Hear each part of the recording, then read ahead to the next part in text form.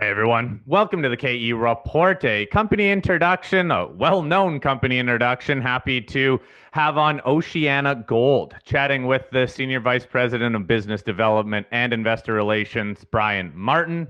OceanaGold is traded on the TSX under the symbol OGC and on the OTCQX under the symbol OCANF. Now, OceanaGold, for any of you not up to speed on this company, this is an established mid-tier gold and copper producer. Company current market cap of a little over $6 billion Canadian. Taking advantage of these better metals prices as the company is generating some healthy cash flow and also has some growth plans, both in terms of production and exploration ongoing. So we're going to walk through more of the high level aspects of this company with Brian. Brian, starting with an operational overview. You have four operational centers. Walk us through where you stand operation wise at OceanaGold, please.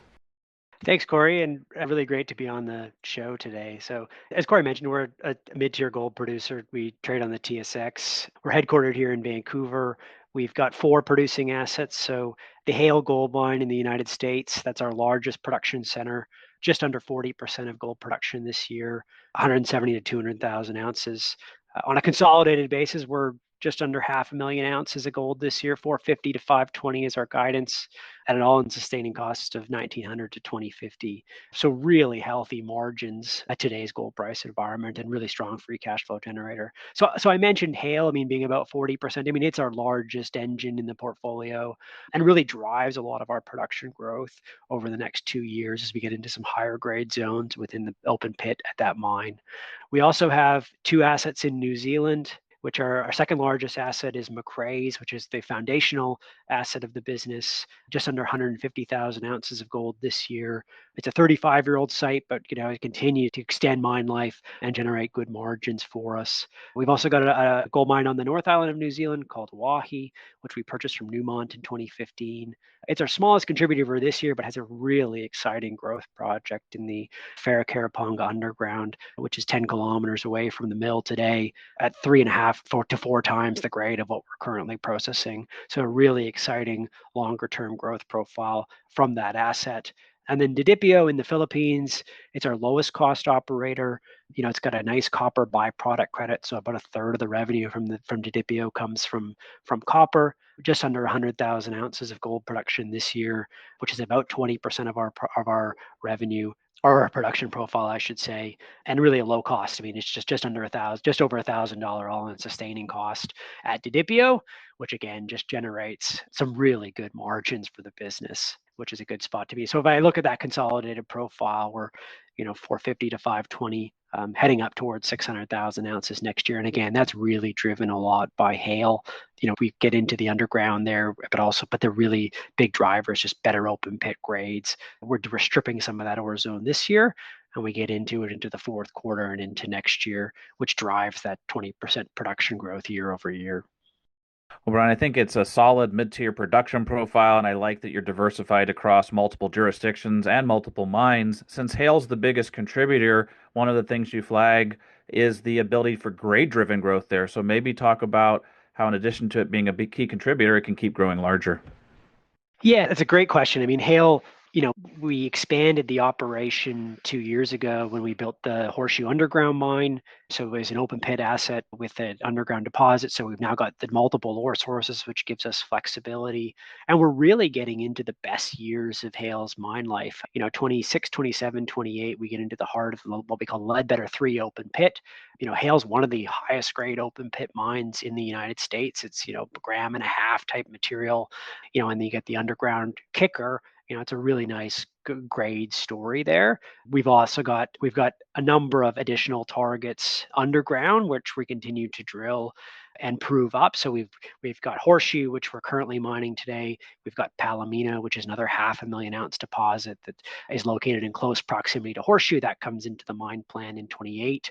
And then we're actually looking at a third underground mine, Ledbetter 4, which is currently an open pit phase, but we think it's got better economics as an underground phase. We've been drilling some fantastic holes through that deposit. big, wide, high grade intercepts. And we'll look to actually get a study out next year to show the market some of the value that we think we can create from that. So it's got a nice grade driven production growth profile over the next 2 years, big step up next year, which is, definitely one of the key catalysts for investors purchasing our stock today. Let's go back and look over some of the recent quarterlies. The most recent quarterly being ended June of this year. You reported record quarterly net profit. We are seeing this trend in the sector with these higher metals prices. A lot of companies recording records in terms of revenue, net profit. That June quarterly, you reported $432 million in revenue, net income of over $114 million. Since you're cash flowing this much, especially in this market environment, what does it look like for reinvestment? How much money do you have to put back into these operations for this growth you're outlining? Yeah, I mean, it's great. It's a great time to be a gold producer. We're at these metal prices. I mean, the margins are just fantastic, and so we continue to set records, arguably quarter after quarter. And as you continue to see the gold price rise here, I mean, I'd expect that to continue. I think we were at the second highest quarterly revenue record on record for the business, just because we had slightly lower production. But if you start thinking about these gold prices and project that into next year, I mean, I fully expect we'll be generating a lot more new records, throughout the business at that point. I mean, in terms of capital investment, it's not. I mean, this expansion at Haile is really just a grade-driven profile. It's really driven by better grades to the mill from existing pits. So there's no mill expansion. We are investing in the new underground mines. We will invest in Palomino, which is circa around 100 million spent over a number of years. But you don't see a large capital investment ticket. I mean, we're not building a new mine here. We're not building a new mill. We're not expanding existing site. We're really just getting into better grades. The largest capital investment we've got over the next 5 years is the Waihi North project in New Zealand. But the returns on that are just phenomenal. I mean, especially at these gold prices. I mean, we're talking a 17 gram per ton resource. Our current resource grade is in the four and a half gram range, right? That's a massive delta, and takes that asset from a 50 to 70,000 ounce producer this year up north of 200 to 250. And to the return on that investment. And really what we're doing there from an expansion standpoint is we're just building a new underground mine. It's a long decline to get into it, but we're building an underground mine in a place where we already mine underground. We already have an existing processing plant. We already have existing tailings facilities. We really do like to think of our growth profile as one of the lower risks in the sector, just given that it's really just expansions at existing sites and lower risk expansions in that regard. Well, Brian, another thing that you're doing to build value for shareholders is you're returning capital in the sense of dividends. You've doubled it for 2025, but also share buyback. So just talk about the balance of growth, but also returning capital to shareholders. Yeah, it's a great spot to be. I mean, we have a pretty clear capital allocation framework where we've really got sort of 4 pillars. I mean, one, just continue to invest in the business and in the exciting growth projects that we've got, like the Waihi North project that I just spoke about. I mean, the second piece is exploration. I mean, we continue to see tremendous return on investment from exploration. And, this year we're spending a record budget. I expect next year we'll probably spend another record budget. I mean, I think we've been adding reserve ounces over the last number of years at about $50 an ounce. And you think about a $35 or $3,600 gold price environment, you're adding ounces at 50, that's a pretty good return. But the benefit of that, is we've also got excess cash to return to shareholders. So we've got enough free cash flow that we can fund our growth projects like WKP, invest in exploration, keep the balance sheet really strong. We've got, $300 million, just under $300 million of cash as at the end of last quarter, and continuing to build, and then return capital to shareholders. And, we do that via the dividend and the buyback. This year the board has committed 100 million US. We actually just filed yesterday that we purchased. We were again active back in August buying shares, and so we've now invested about 70 of that 100 year to date.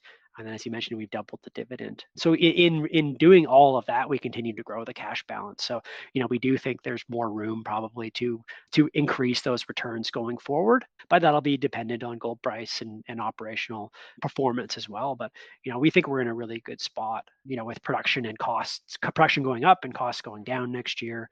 And this gold price environment, if it continues, I mean, with the business should be generating a lot of excess cash.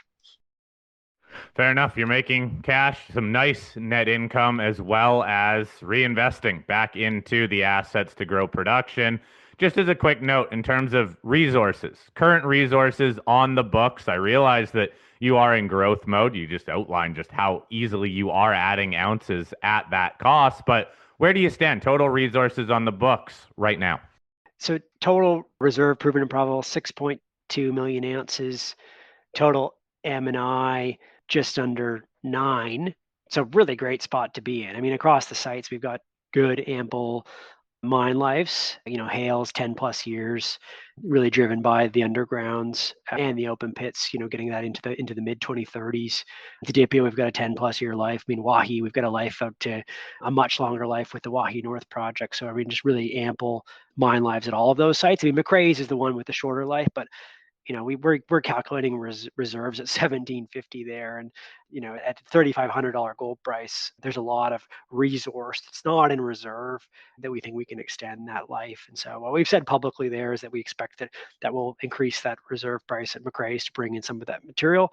The teams are doing that work now, and that's really just it's really just open pit pushbacks. I mean, we've got some great sections in our cross sections in our investor presentation that show that. I mean, the Innes Mills open pit is the largest one, and we're just basically cutting that back to go deeper into the next ore zone. So I mean, in terms of just those life extensions, we're hoping to daylight that value at Macraes and show that to the market early next year. So a really great reserve and resource base. We had a nice pickup in that this year with the Wharekirauponga Underground in New Zealand coming in. I mean, that added 1.2 million ounces. So I think our reserves were up close to 20% year over year. At the end of 2024. So great spot to be in, but we'd say a lot of continued growth opportunities available as well to continue to expand that at all 4 of our sites. Well, Brian, just on this topic of increasing reserves and pressing the exploration envelope, we can't get too granular, but where do you think the balance or the lion's share of the exploration focus will be through the end of this year and as you move into next year? Yeah, the Waihi North project is really it's a really exciting epithermal gold project. I mean, there's 8 million ounces in the district at Waihi today. We're in an area that hasn't seen a lot of historic drilling. We've got a 1.2 million ounce reserve. I think if you do take M&I and I to put it together, you're close to 2 million ounces in resource, and we've only drilled off a small portion of one vein in that system. We know there's parallel structures. We continue to extend the mineralization to the south with recent drilling. But I mean, the last few years have really been focused on tightening up that resource to get it to a reserve to justify the capital to put the investment in to build the mine. And so, I mean, that's probably the most exciting exploration project within the business, because we just get some really nice, flashy, high-grade intercepts as we continue to intersect that ore body. But I mean, I'd say at other sites too. I mean, we have really good, exciting targets. I mean, at Haile, we continue to drill for more underground targets, and we made a new discovery called Pisces earlier this year, which we're continuing to drill off. I mentioned Ledbetter Phase 4 earlier. I mean, we continue to drill that. There's some extension opportunities there, as well as at Didipio. I mean, we've got some near mine targets there. We're actually back drilling outside the gate. We're doing some regional exploration in the Philippines that, on projects that haven't seen drilling in, close to 10 years. And then I just mentioned Macraes. I mean, we think there's some low hanging fruit at Macraes to be able to increase that reserve life and drilling off some of that indicated or that inferred material, I should say, but also just that's a shear hosted gold deposit that just continues down a long stretch, and those deposits just continue down dip. So we just as the gold price goes up, it justifies the capital investment to push back those existing pits, and so there's good opportunity there as well too. And I think next year you'll see very healthy exploration budgets across all of our sites. One, given the position we're in as a business with the strong balance sheet generating good free cash flow, but just because we see a lot of return on investment really at all 4 sites. So, Brian, on top of what sounds like a lot of exploration you can do and a lot of growth from your currently owned operations, what do you see the environment like for any M&A? You have a healthy balance sheet. Your share price has taken off in the last almost 2 years now. But do you see the potential of bringing in other assets, or is OceanaGold just very much going to focus on what you have right now and growing from that base? Yeah, great question. And one we definitely get a lot from our shareholders is, when or if you're going to do some M&A. I mean, I think the benefit that we have is there's no real near-term need to run out and do M&A, so we can be patient and wait for the right opportunity. I'd say we continue to be active and out there looking at things. My role in business development is, a lot of that. We've been very clear that we would love to add another producing asset to the portfolio. We love for it to be in a good jurisdiction, but we need an equation where we see value for our shareholders, which can be tough in the context of this market. We're also active, I'd say, on some earlier stage M&A type opportunities. We've done an earn-in agreement in Nevada recently with a company called Headwater Gold, where we're going to be spending some money on some earlier stage targets. So, I think you'll see us do some more of those type of things, where we're really just looking for, potentially new exciting ore bodies and using our balance sheet to be able to fund some good exploration teams to hopefully find some new things there. So I'd say we continue to be active across the spectrum. There's no near-term need, which is a great spot to be in, so we can be patient and wait for the right opportunity to come along. Brian, just a quick follow-up on that. The only project you have that really has a copper kicker is Didipio in the Philippines. There's a lot of gold companies that are diversifying into copper along with gold. Any interest there in having more of that critical minerals element, or do you think that if you did acquisitions, they'd still be mostly gold focused? Yeah, great question. I think, we are a gold company. I think investors buy our stock for exposure to the gold price. It's nice to have a bit of copper in the portfolio. I mean, it provides the byproduct credit to reduce your costs. It gives you some hedge in a declining gold price environment. So, I think to answer your question, I think we'd be open to an asset with some copper. Would it be a copper dominant asset? Probably not. But I think it sounds simple, but all we're looking for in that regard is really good, better quality businesses, right? And if we can find a good quality business that maybe has more copper than gold, that we think creates value for our shareholders, then it'll be a decision we'll have to make at that time. But I'd say primarily we think of ourselves as a gold company and looking for gold assets.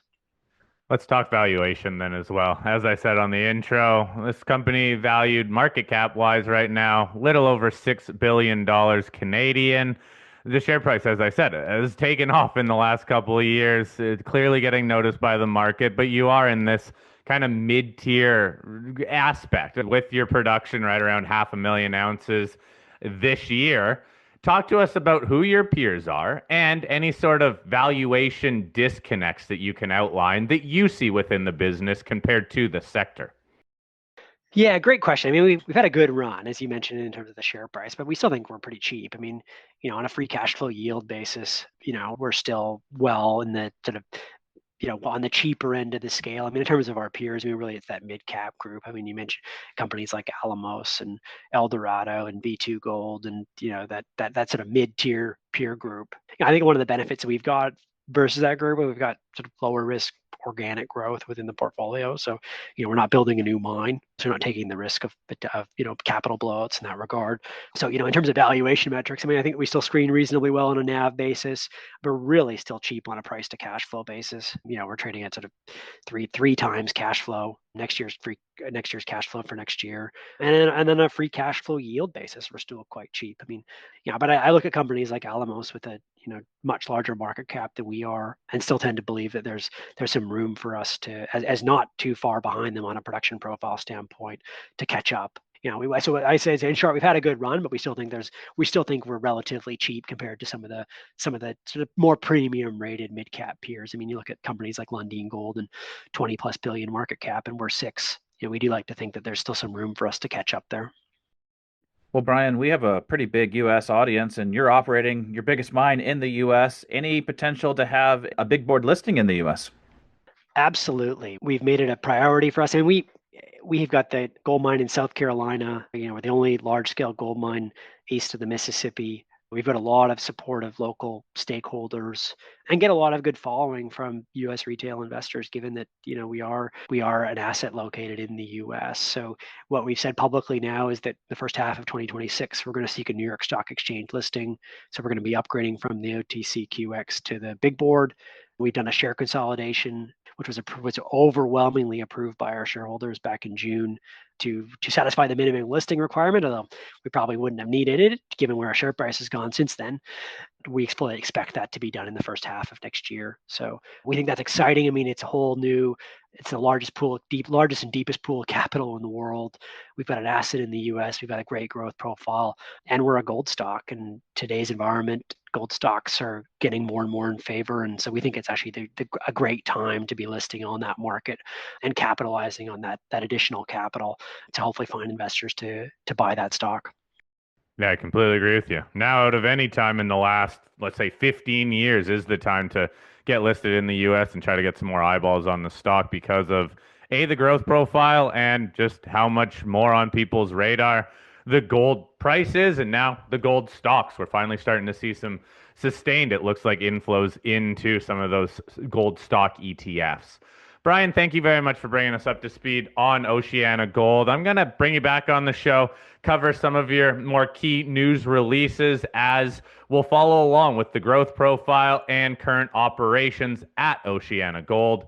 Again, Brian Martin is the Senior Vice President of Business Development and Investor Relations at OceanaGold. Please, everyone, send us your questions for future calls for Brian. Happy to get those addressed for you. Brian, thank you very much for your time today. Thanks so much, Corey.